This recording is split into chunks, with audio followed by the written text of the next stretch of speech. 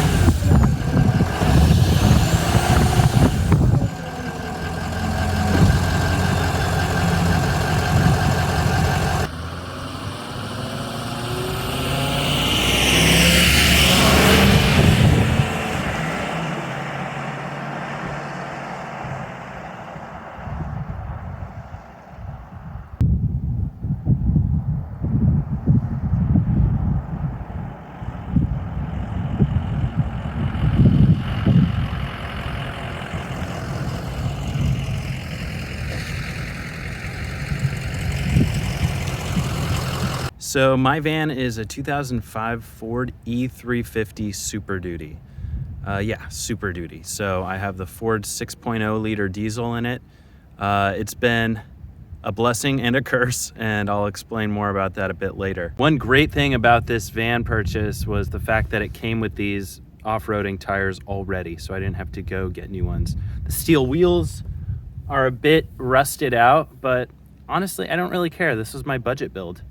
I tried to keep all the costs as low as possible, and I love it.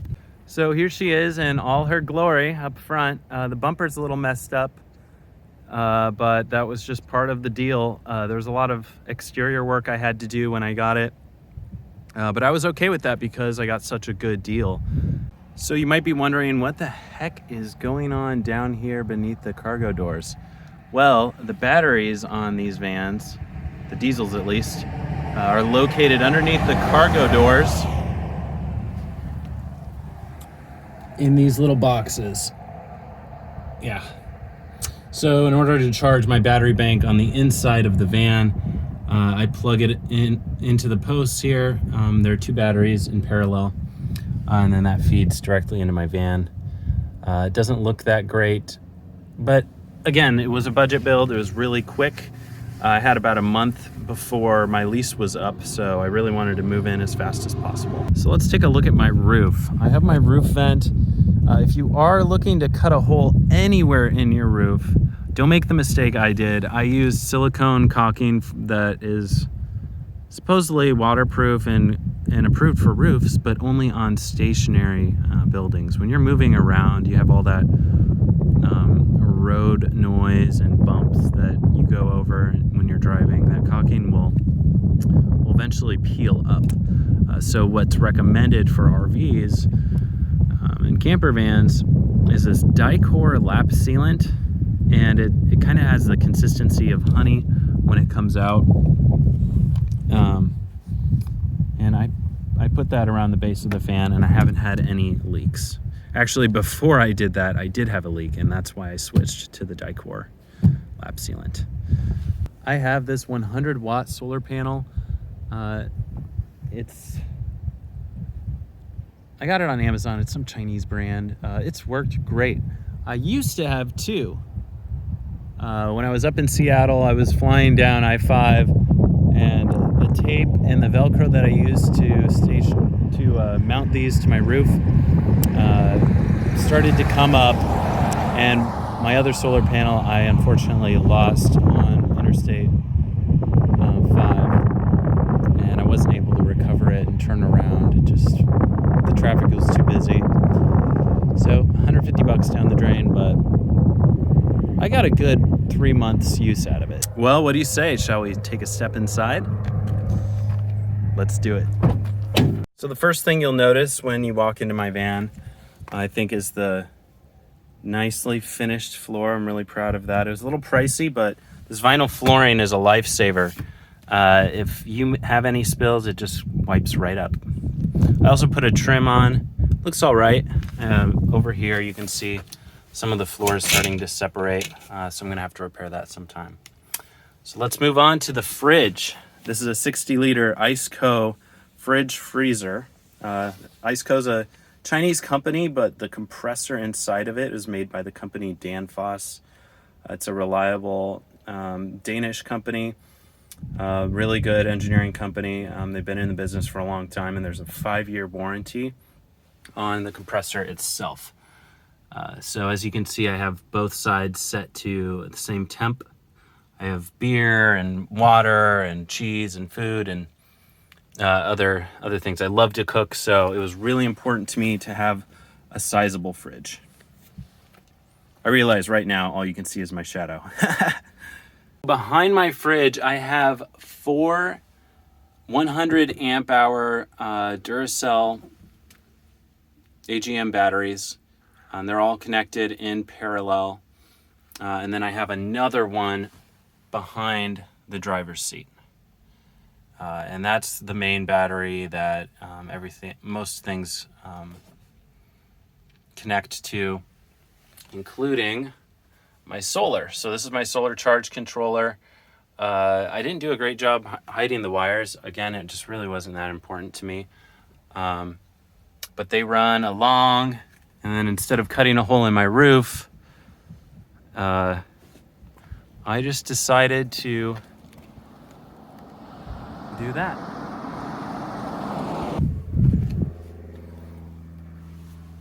I got the idea for these stickers from Chrome from VANLIFE. I think it's a cool reminder of, where you've been, who you've met along the way. And it's right there, visible from the driver's seat. I really like that. Another thing you'll see here when you get into my van is this wall. I did not do the best job with my cuts, so this is not something that I want to be permanent, but I'm proud of myself for the wiring and electrical in the van. I did wire up lights. You can see the LED lights in the ceiling there. They're on a dimmer, and that's just right there. I also hang my coats here on these bungee cords. Oh, there we go. On these bungee cords. Works pretty well. A lot of this stuff, you can just throw something together, hit the road, and you can always make changes later on. That's what a lot of people don't understand. You don't have to have this fully planned out with months of planning type of build in order to hit the road. What we're really doing here with VanLife, or at least what I'm doing, I try not to spend that much time in my van. I try to spend my time outdoors in places like this. As you can see up front here, I have the passenger seat on a swivel. It cost about $200. I mounted it myself. I did this whole van build myself in 3 weeks with literally zero experience with carpentry. I've worked with computers my whole life, so this was all new to me. The mechanical, the carpentry, installing stuff, body work on the outside of the van, etc. So I'm pretty proud of what I've been able to accomplish. So what's sitting on top of the fridge here is this little TV dinner desk, I think you would call it. I pop that up, and then I'm able to sit right here, and I have a nice little table for eating or working on my laptop. Okay, so I wanted to show you guys what it looks like when I'm working on my laptop. Like I said, I have this desk here, and I sit in my bed, and it works perfectly. When building my van, I had 2 main priorities. I like to get a good night's sleep, and I like to cook and eat healthy when I can, or when I have time to eat healthy. So I kind of built my van around that. I got this big fridge. A lot of people don't have fridges this big. I pulled this stove oven combo. You can see there it has 4 burners and then an actual oven as well. Inside the oven is where I keep a lot of my pots and pans and cutting boards and stuff like that. keeps everything dust free. But I got this, it looks a little old, and that's because it is. I pulled it from an old RV at a junkyard. I think the RV was from the 80s or so, but it was a really good deal. I paid $30 for it. Something like this brand new would probably run you $400 or more. So I got a really good deal on that. I was really happy. And the nice thing about the oven as well, when it's cold out, is if you run it, you know, that a lot of that residual heat will just remain. So I don't have to, that's one way I heat my van sometimes is for dinner, I will bake something. Like I'll bake some fish and vegetables and then make some rice. And that way my van is kind of warm for the evening before I go to bed. I don't have much upper area storage in my van. That's something I'm planning to add, especially because my ceiling didn't fit all the way across. So this is the extended version. So the length of it also didn't make it all the way up here to cover all my insulation because I have the extended van. So what I did just temporarily is I covered up some of the blemishes with this fake vine. It looks all right, but it's definitely not something that I want to keep that way forever. So my counter, it was basically in my apartment. I had like an island that I had purchased, and it was kind of flimsy. It was like a $100 island or whatever, but I salvaged the countertop off of it, and it just perfectly fit between here and this big metal bulkhead. So you can't really see very well, but in the back there, I cut a slit in this bulkhead so that was thick enough for this to slip into. So it slips in there. I attach this leg. Yeah, so there's my silverware.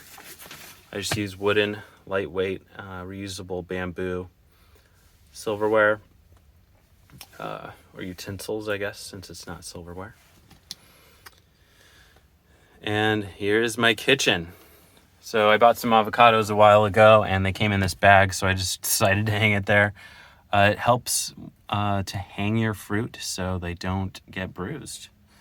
Well, I learned that the hard way when I pulled out a banana out of here, and it was black. One last thing I'll say about the kitchen is when I was cooking for the first time, I think I fried like a steak or something. The wall got splattered with grease. So I bought these peel and stick wall coverings, and they work really well. You know, if some grease splatters up there, I just wipe it off, and it's clean and as good as new. So this is the back of the van, as you can see here. My bed is right next to my oven. Not everybody would make that decision, but my head goes at the opposite end of the van, so I don't really care. So you might be wondering what the heck is happening here. So in the quickness of it all, I decided not to build custom shelving because I needed to hit the road. So what I did is I bought these plastic shelves, and they really are kind of a mess. So I like to cover them up until I get to that project again someday. I think someday soon. That's my next project, is building these shelves so I don't have to mess with this.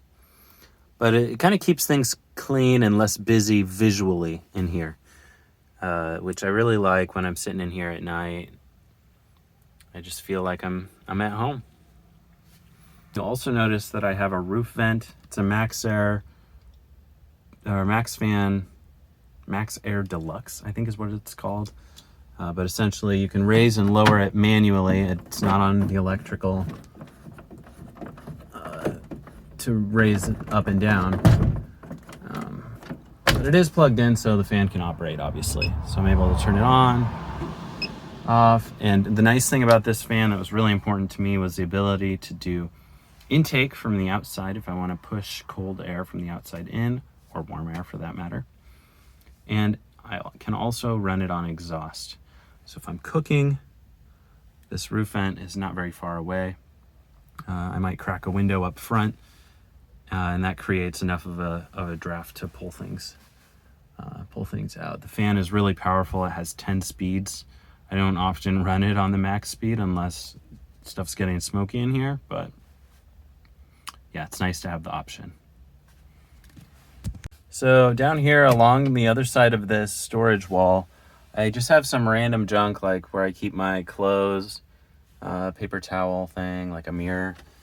And then I have my propane bottle. This is going to be pretty controversial to some people, but I have my propane bottle indoors. I'm aware that, you know, if you go up in elevation, it releases some propane, but it's not a significant amount. And propane is heavier than air, so it falls to the floor. I have a lot of ways for it to escape in this van. There are lots of holes, especially over here by my step. There are lots of ways for it to escape. I've been living in here for 4 months now. It's never been an issue. So here I am on my bed. It is really big. It's a standard full, so you can easily sleep 2 people on here. I'm kind of a tall guy. I'm 5'11", so it really didn't make sense for me to be able to, well, actually it was impossible for me to be able to sleep sideways in the van. I have to go parallel with the van. And sometimes I even stick my feet off here off the edge of the bed, or sleep at an angle. So I like to really sleep straight, almost like I'm in a coffin on my back. Anyway, TMI. So during the day, I like to store my banjo on my bed so it's up and out of the way. But when I park somewhere permanently for the day, I'll set it down on my floor, next to my fridge. But I put it here so it doesn't slide around. So I make my bed and then I put it on top of it. I have my laptop back here as well that I just keep here. One thing I needed in the back was the ability to charge my phone. And I've got that right here. This wires into the batteries that are back behind the fridge. So one thing I also like having on my bed is a place where I can set my drinks, put my phone, put my pencils and pens, because I like to make art sometimes, without worrying that it's gonna fall into some little crack and get lost and gone forever. This is just a simple wooden tray. I think I got it at TJ Maxx, and it has some depth to it, so I'm able to keep my pens and pencils and stuff there. I also like to keep books. This is a field guide for mushrooms of the Pacific Northwest. For some of you who know me, you know that I love mushroom hunting. I love the adventure of it, and I think there's a lot to be learned with mushrooms.